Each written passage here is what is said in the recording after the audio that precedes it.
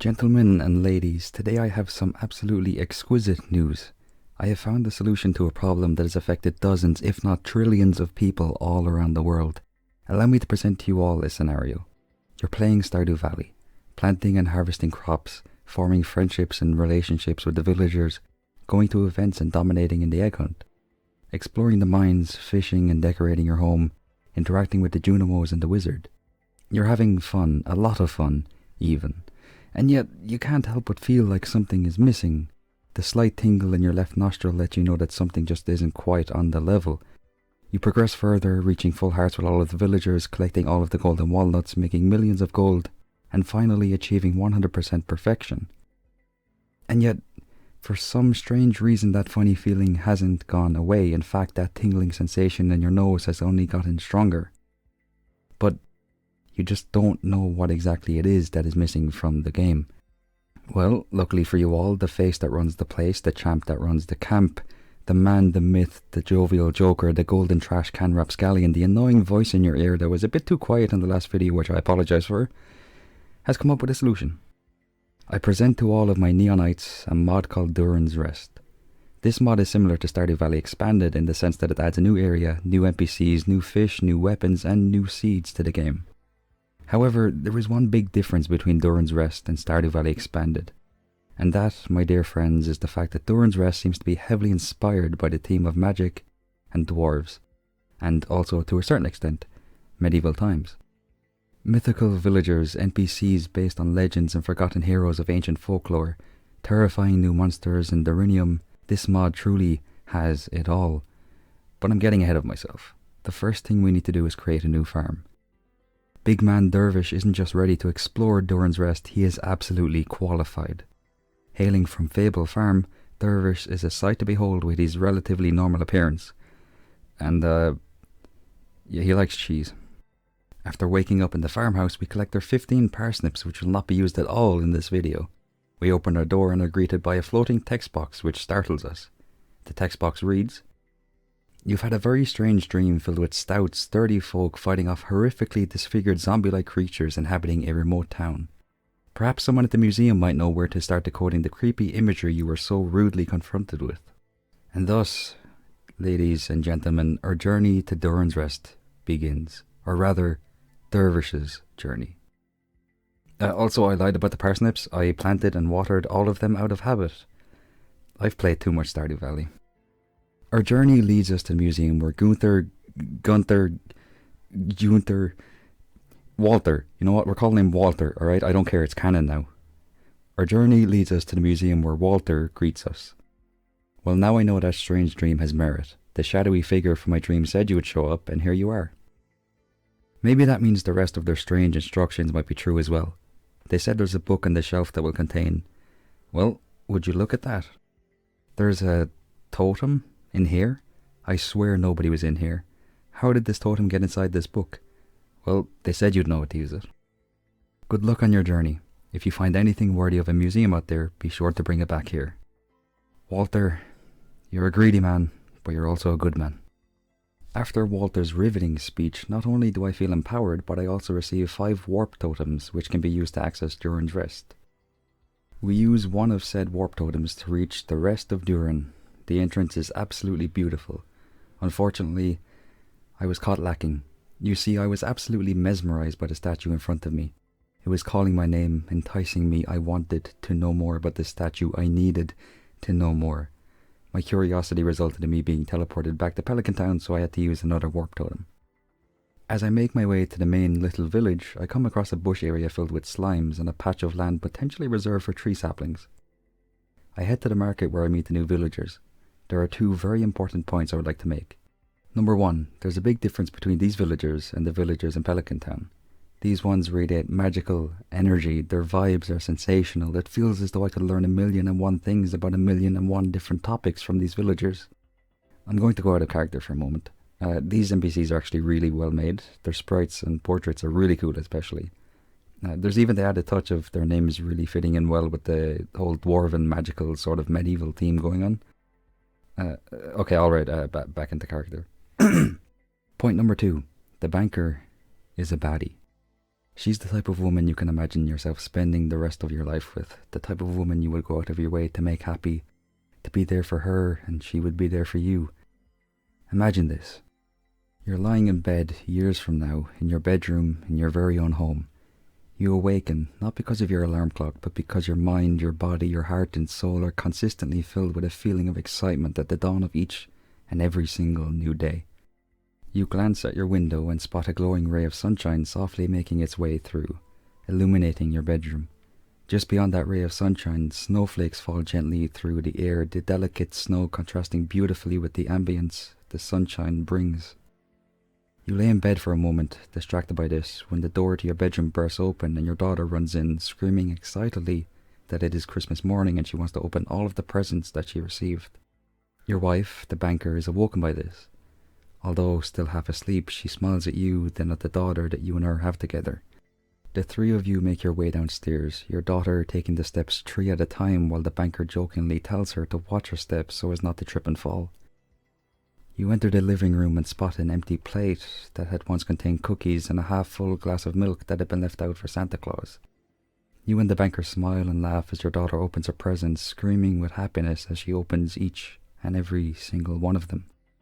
The banker looks at you with a sparkle in her eye. She takes your hands in hers, looks you in the eye and says, "It's morbing time." You force a laugh, not entirely sure what she means by that. "Would you like to take out a loan of 1 more billion gold?" she asks. You scream. The banker screams. Your daughter screams. Lioness, who was foraging for winter fruit in your back garden, screams. You wake up in your farmhouse covered in sweat, shaking violently. You shake your head as a single thought runs through your mind. I got morbed. Anyway, we make our way to the home of a fella called Durin, who welcomes us to Durin's Rest. Durin gives us a quest to defeat 10 slimes. These slimes will drop salt, which he needs. Another lovely little fellow called the Glorgan comes in and tells us that he will provide us with a weapon. We head to his home, where we receive a tasty looking hammer. Bit of a side note here. This hammer is pretty good, so if you come here at the beginning of the game, it should come in handy when you're going through the mines in Pelican Town. We defeat the 10 slimes and collect the salt they drop, then bring it back to Durin, who rewards us with seeds for a new crop. Dwarven barley. We also receive 3 new quests. Give 100 bone fragments to Durin, give 10 dwarven barley to Durin, and enter the Shadowbane market. This is the market we met the villagers in earlier. After entering the market, we receive a quest to return to Durin's pub. Also, full disclosure, I gave myself a ton of gold so that I could buy a ton of new items later on if I needed to. Full disclosure, just want to be honest. In Durin's pub, 2 things happen. The first is we get a new quest to reach 2 hearts with the new NPCs. The second is we receive a dwarven ale. This ale sells for 1,940 gold, so I would say it's definitely worth coming to Durin's Rest at the start of a new game to get a bit of a boost to your gold. After using the speedrun tactic of sleeping through multiple days to skip to when your crops have grown, we harvest all of our dwarven barley. Upon returning to Durin after reaching 2 hearts with the new villagers, Durin gives us a bottle of wine, gives us access to a farmhouse in the town which we can sleep in, and officially welcomes us to the sleepy town of Rest. Do you get it? Sleepy? Rest? That's not a joke I made up myself, that's literally his line in the mod. I love this mod so much already. We then give Durin the dwarven barley and receive another dwarven ale. We also give him the bone fragments, which leads to him opening the mines in the town. We also receive doubloons for completing the quest, which happens to be the currency for the town. We visit Glorgan, who asks us to collect some Durinium in the new mine that is opened. I'm going to keep it a stack with you all. I got completely decimated the first time I went into the mine, so I turned on infinite health and gave myself a ton of mega bombs to make it easier. I know that's a really cheaty way of playing, but I figure because this is just an overview of the mod and what it contains that it doesn't really make a difference. Just be really careful in this mine if you're going through it legitimately. You'll definitely need a good few salads or pizzas to regain your health, and I definitely recommend having the Galaxy Sword with you because the enemies in here are really tough, especially on the later levels. I say later levels, but there's only 5 levels in the mine, or at least I believe there's only 5 levels in the mine based on the time I spent in there. We make our way through the maze on level 4 and enter a sensational, delicious looking passageway. I'm running out of adjectives. We enter a room where we meet a shadow figure named Tenebra. I'm going to call her 10 for short, because that's what she is, a 10. She says she's impressed by our strength and how we made it through the mine, or the labyrinth. But then she does something horrific, sadistic, something downright flabbergasting. She says she's going to give us 3 riddles to answer. Number 1. How many letters are in the Dwarven alphabet? 26, 27, or 18? Now, this may seem like a difficult, perhaps even impossible question for any normal person, but I'm not normal. You know, they say all men are created equal, but you look at me and you look at a villager like Pierre and you can see that statement is not true. See, normally if you get asked this question, you have a 1 in 3 chance of getting the right answer, but I'm a veteran Stardew Valley athlete, so my brain operates on a completely different level. The English alphabet has 26 letters in it. Now you take the phrase I can't win, which has 8 letters in it. That phrase simply is not in my alphabet. Now I am a force of nature standing at an impressive 5'5". In my mind, the dwarf in Pelican Town is also 5'5", therefore I am an honorary dwarf, which would mean that I would use their alphabet under normal circumstances. However, as I said, I am on a completely different level, therefore they use my alphabet. So we take the phrase I can't win and it's 8 letters and we subtract it from the 26 letters in the English alphabet and we get 18 letters. The answer is 18. Bada bing bada boom, Stardew Valley athlete gets it right as always. How you doing? Question number 2. Voiceless it cries, wingless it flutters, toothless it bites, mouthless it mutters. Wind, cold, or sadness? I'll be honest, the word wind reminded me of breaking wind, which means fart, and I found that funny, so I picked wind and, well, I was right, so there you go. Finally, question 3, the final question. All things it devours, birds, beasts, flowers, gnaws iron, bites steel, grinds stone to meal, slays kings, rains towns, and beats mountains down. Fire, plague, or time? It's time. I knew the answer when I saw the last part about mountains. I have nothing remotely funny or interesting to say about this answer. Let's just move on. After correctly answering Ten's 3 riddles, she tells us that her brother is actually Krobus. That's a really nice touch. I like that. She sets up a teleportation station circle thingy that lets us travel to her home. She also gives us a quest to defeat some bees to get honey from them. It's getting late, so I go to sleep. The next morning, I make a quick stop in Durin's pub to complete his string of quests centered around giving him various items that are either grown from the new seeds or crafted from the new crops. After doing this, Durin tells us that we should go to the mine and make it through the levels because someone is waiting for us at the end. This someone is 10, so we kind of went a bit ahead there, but sure, look it, it's not a big deal. I also go to the market and give some Durinium to Glorgan, as he requested. Also, here's what the farmhouse in Durin's Rest looks like. In my opinion, it's a mix of the Ginger Island farmhouse and Grandpa's shed from the Stardew Valley Expanded mod. I like it.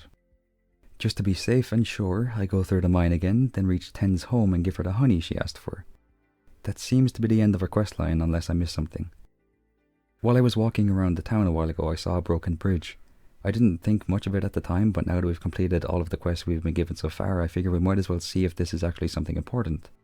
I go and check it out, and sure enough it opens up a new questline for us. With a bit of assistance from Durin, and by assistance I mean him telling us that we can repair the bridge ourselves, we open a new area to explore by fixing the dilapidated bridge.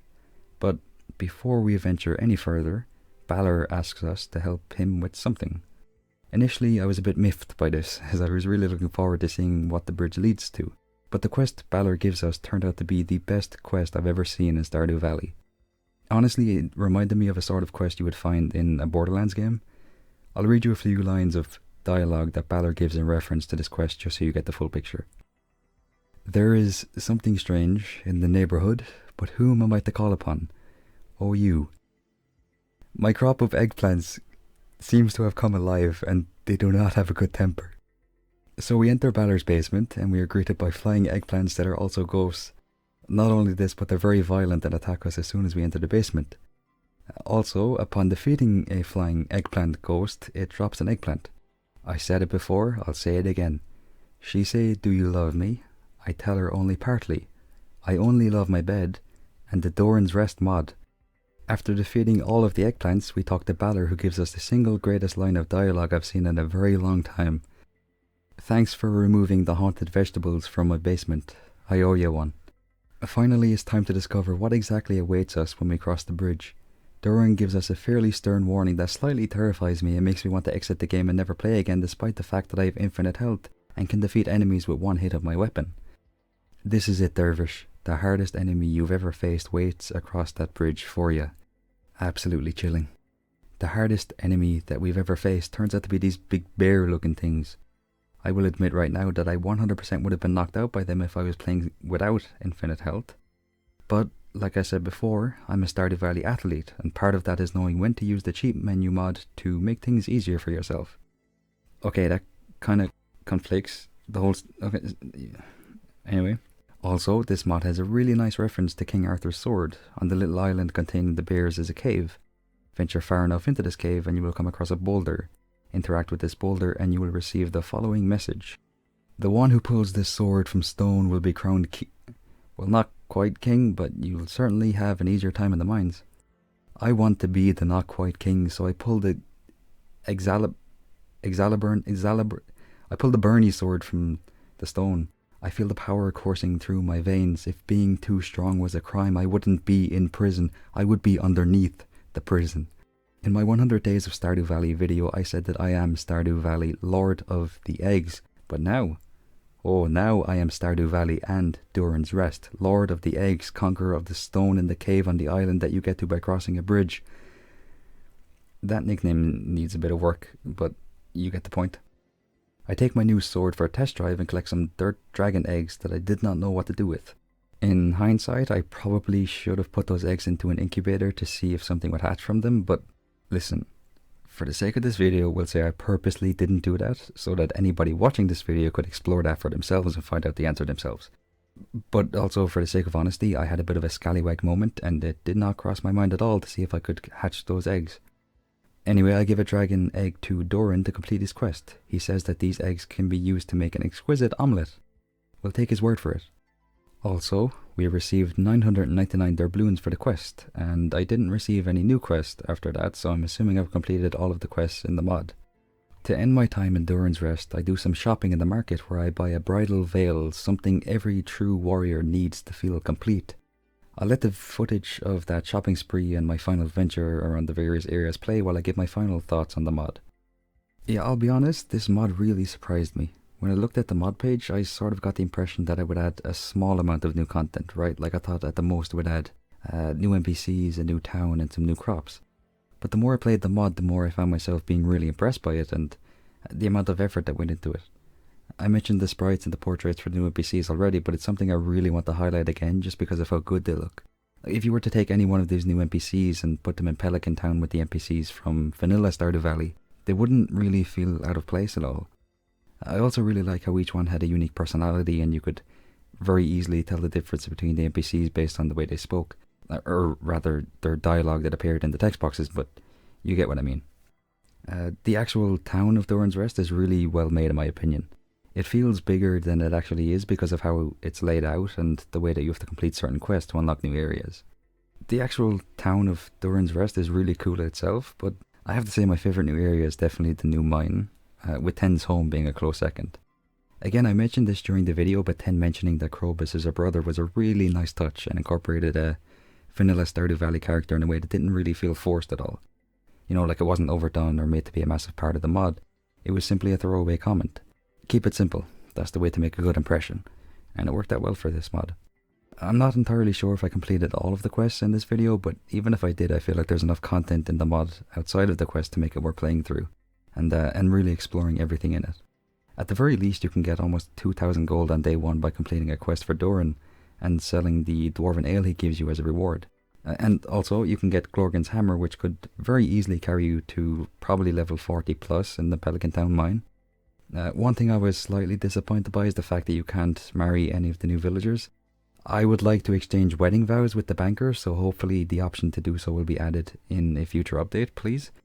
All in all, this was a really fun mod to play through, and I would recommend you give it a go if it seems interesting to you. I'll have it linked in the description. Thanks for watching. Have a good one.